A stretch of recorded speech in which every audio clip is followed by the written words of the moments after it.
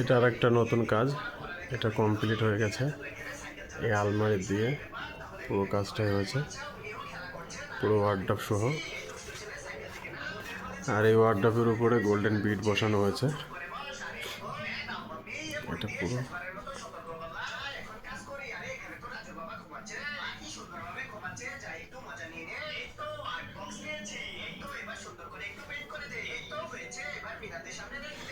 এটা পুরো রাউন্ড করা আছে, প্লাস প্রোফাইল লাইট করা হয়েছে। সিম্পল কাজ। আর এটা হচ্ছে দুই সাইডে লাইটের রোশনিটা মাঝখানে পড়েছে ওরকম।